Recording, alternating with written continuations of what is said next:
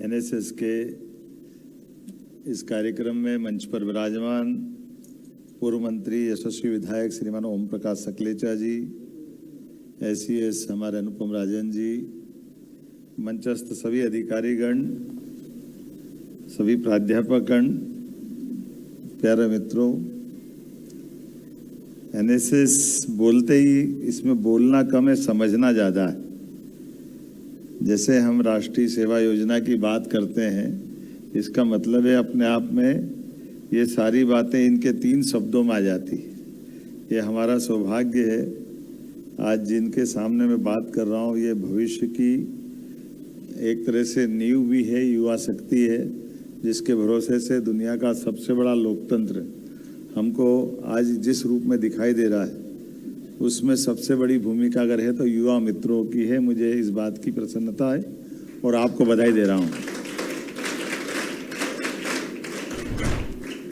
और जैसा कि ये जानकारी यही है, अलग अलग प्रकार के राष्ट्रीय सेवा योजना के जितने भी प्रकार के कार्यक्रम होते हैं, इसमें कोई भी कैंप या कोई भी कार्यक्रम, स्वच्छ भारत अभियान हो, वृक्षारोपण हो, रक्तदान हो, ये सभी प्रकार के कामों के भरोसे से समाज के बीच में जाकर के जीवंत इकाई के रूप में काम करने का अनुभव अगर किसी के बीच में है तो मुझे इस बात का गर्व है, वो एनएसएस के साथ है। ये आपके सौभाग्य की बात है।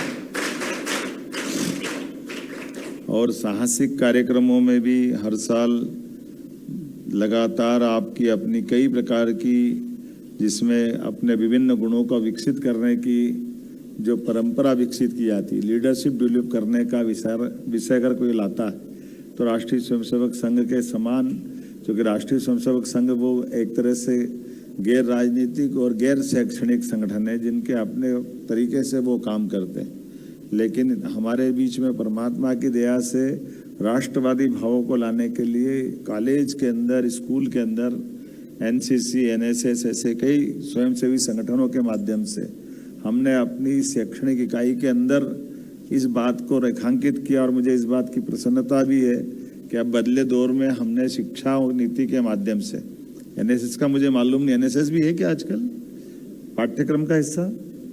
अगर ये पढ़ने चाहेंगे तो नंबर मिलेंगे, क्रेडिट मिलेगी, सब्जेक्ट हो जाएगा। तो आप में से इनमें किसी ने लिया है एनएसएस को? जिसने कोर्स की तरह लिया, वाह, ये धड़ाके से हाथ उठ गए। मैं तो अभी बोल ही रहा हूँ, बड़े समझदार हैं, तो जोरदार ताली बजाओ भाई अपने आप। हमारे टाइम पे ये केवल एक्टिविटी थी, आज एनसीसी एनएसएस एक सब्जेक्ट करके आप उसके क्रेडिट ले रहे हो, आप उसके अपने आप में अपनी शिक्षा व्यवस्था का हिस्सा बन रहे हैं। ये सौभाग्य की बात है। लेकिन अभी एक थोड़ा मुझे एक दो चीज़ अटक रही थी, बीच में मैंने पूछा भी है कि जितने लोग पुरस्कार पा के आ रहे थे, इनसे पूछा क्या बनोगे, तो 90% लोगों ने कहा आईएएस आईपीएस बनेंगे। तो हमने कहा नेता बनने वाले तो 2 तो मिले, मुझे बड़ा मुश्किल लगी ढूंढने में, लेकिन 2 लोगों ने कहा कि हाँ, हम राजनीतिक क्षेत्र में आना चाहते हैं, देश सेवा करना चाहते हैं। तो ये सुन के अच्छा भी लगा, क्योंकि दुनिया का सबसे लोकतांत्रिक देश अगर कोई है तो भारत है। और इतने बड़े देश के लिए भविष्य की पीढ़ी को उसके अपने गणतंत्र के रास्ते पर ये कॉन्फिडेंस बढ़ना चाहिए। हम सब जानते हैं, मैंने बीते कल अपने प्रावीण्य सूची में आने वाले विद्यार्थियों को स्कूटी दे करके उस समय विस्तार से बात कही थी कि हमारे विद्यार्थियों को भविष्य की दृष्टि से जो जिस प्रकार से आपके सपने हैं वो सब सच होना चाहिए, ये परमात्मा का है। लेकिन यशस्वी प्रधानमंत्री श्रीमान नरेंद्र मोदी जी ने सरकार के लेवल पे, उनके नेतृत्व में देश और आपके सबके सहयोग से मैं प्रदेश के लिए आज ये व्यवस्थाओं के साथ खड़े हैं कि जिनके भरोसे से मध्य प्रदेश के युवा भी जो आप चाहो वो सब आपको मिले, जो आपके सपनों में आपके कलर भरना चाहें वो सारे रंग आप भरें।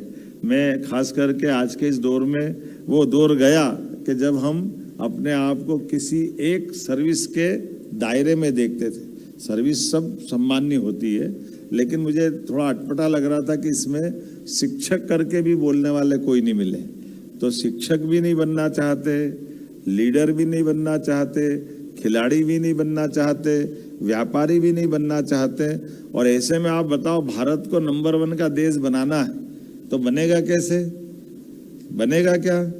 आपको अंदाज लगाओ इस बात का इस तरह से कि हमारी सारी सर्विस सेक्टर को जोड़ लो, कितना है देश की आबादी, कितनी है,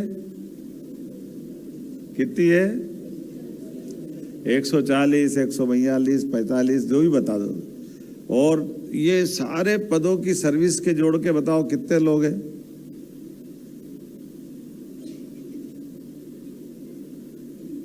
अच्छा, ऐसे उल्टा जोड़ो, थल सेना, वायु सेना, जल सेना, सारी सेनाओं की संख्या मिलाओ तो कितनी है?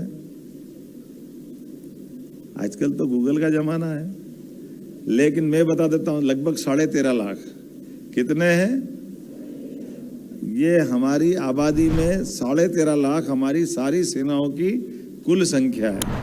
और पुलिस और बाकी सारा बल जोड़ लो तो सब मिला के 40 लाख के आसपास हो जाते हैं। अब देश की आबादी कितनी है, देश कितना बड़ा है, लेकिन हमारे लिए अब सबको सर्विस भी दे देंगे तो सब मिला के, सब हिसाब लगा लो, बाकी भी सेक्टर का जोड़ लो तो सब मिला के 1 करोड़ के अंदर हमारी सरकारी सर्विस वाले लोग आ जाते हैं।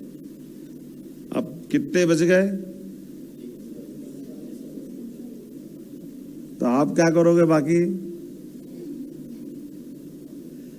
इसका मतलब है कि ये चुनौती हमारे सामने उस रूप में है कि ये देश सर्विस मांगने वाला नहीं, सर्विस देने वालों लोगों का है। जो आप दूसरों को काम दोगे, ये भी तो मौका है आपके सामने।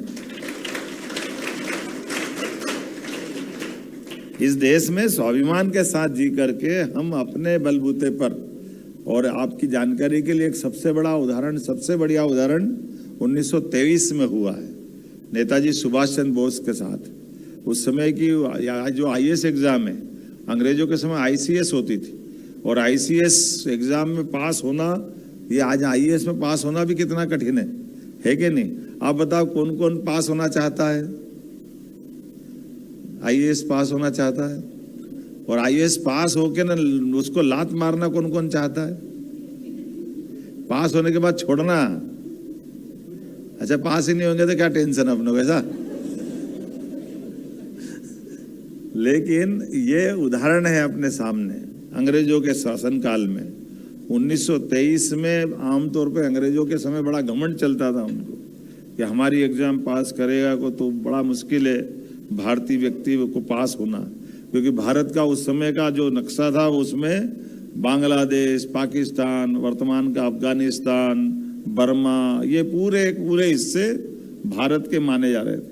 लेकिन ऐसे में वो एग्जाम इतने सारे लोगों को मिला के करते थे, और उसके बावजूद भी पास जो होते थे बड़ी मुश्किल से कोई भारत के गिने चुने लोग पास होते। ऐसे में नेताजी सुभाष चंद्र बोस प्रावीण्य सूची में आए, और प्रावीण्य सूची में आकर के उन्होंने कहा मैं पास होके इसलिए दिखा रहा हूं कि ये कहते कि भारतीय लोगों में दिमाग नहीं है, वो उनकी हमारे बराबरी नहीं है, तो मैं बराबरी भी कर रहा हूं, आपसे बेहतरी भी कर रहा हूं। उसके बाद आपकी नौकरी नहीं करना, ये आपके, आप क्या बोलोगे इसको, जो बोलना बोल दो, ठीक है कि नहीं? शब्द बोलना अच्छा नहीं जिस स्तर से, लेकिन ये उनका घमंड तोड़ने का उदाहरण हुआ कि नहीं हुआ? और देश सेवा के मार्ग, उस समय तो, आज तो आप आराम से सब बैठ कर कहीं भी आ रहे जा रहे हो, उस समय सरकार के खिलाफ बोलना, अंग्रेजों के खिलाफ बोलना, उनसे कोई बात को उठाना, इसका मतलब जेल जाना। और जेल में कितने अत्याचार होते थे, पता नहीं क्या क्या होते थे।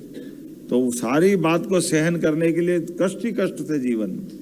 लेकिन इस देश के युवा शक्ति, और एक वो नहीं, और भी लंबी परंपरा है। चंद्रशेखर आजाद, भगत सिंह, मदन लाल ढींगरा, आगे बहुत लंबी लाइन है, लेकिन सबका एक ही मंतव्य था कि देश आजाद हो और इस देश के भविष्य, देश के नागरिक बने, देश के नागरिकों के भरोसे से देश आगे बढ़े। और मुझे इस बात की प्रसन्नता है, स्वामी विवेकानंद ने इस बात की घोषणा कर दी थी लगभग 125 साल पहले कि न केवल 21वीं शताब्दी तक भारत आजाद हो जाएगा, 20वीं शताब्दी में देश आजाद हो जाएगा। ये उनने घोषणा कर दी उस समय। और 21वीं शताब्दी दुनिया में सबसे नंबर 1 का देश कोई बनेगा तो भारत बनेगा। ये विवेकानंद की घोषणा है 125 साल पुरानी, और उसका परिणाम अपने को दिख रहा है। आज दुनिया के अंदर 5वीं इकोनॉमी अगर कोई है तो भारत है, और केवल 4 कदम दूर है। आप दोनों देश हमारे आगे पीछे हैं, मैं दोनों जगह होके आया हूँ, 2003 और तीसरे नंबर और चौथे नंबर। तीसरे नंबर पे जापान है, चौथे नंबर पे जर्मनी, और दोनों को पीछे छोड़ते हुए भारत तीसरे नंबर पे आने वाला है। लेकिन भगवान चाहेगा तो आप सब बड़े होते हुए देखोगे। हम में से कितने रहेंगे मालूम नहीं 2047 तक, लेकिन 2047 तक भारत नंबर 1 का देश बनेगा, इस बात में कोई शंका नहीं। भारत निश्चित रूप से अपने उस नंबर 1 के अंक को हासिल करेगा।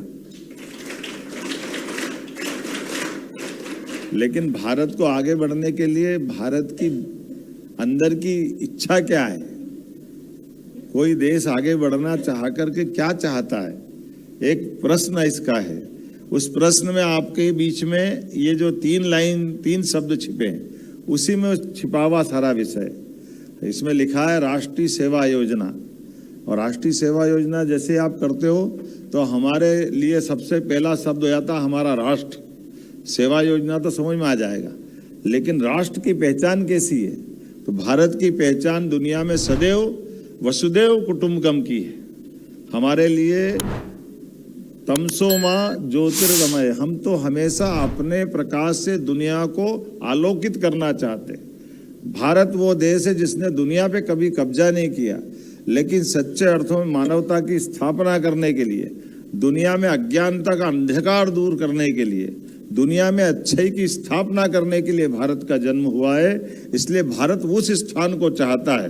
वो किसी की संपत्ति नहीं चाहता है, किसी के भूभाग नहीं चाहता है, किसी को लूटना खसोटना नहीं चाहता है, लेकिन दुनिया में अच्छाई बांटना चाहता है। इसलिए आज के इस अवसर पर मेरी अपनी ओर से राष्ट्रीय सेवा योजना के जो गुण विकसित करने का इसके माध्यम से जो उपक्रम चलता है, आमतौर पर कॉलेज की डिग्री के साथ जीवन के बाकी गुणों से भी आपको युक्त करते हुए सच्चे अर्थों में आपको पूर्ण रूप से नागरिक बना करके नागरिक कर्तव्यों का आपसे जो परिचय कराने का अभियान चला रहे हैं, इसी को तो राष्ट्रीय सेवा योजना बोलते हैं। मेरी अपनी ओर से आप सबको बधाई, बहुत बहुत धन्यवाद। ताजा खबरों के लिए लाइक, फॉलो और YouTube पर सब्सक्राइब कर बेल आइकन दबाएं। साथ ही ताजा अपडेट्स के लिए swedeshlive.com पर विजिट करें।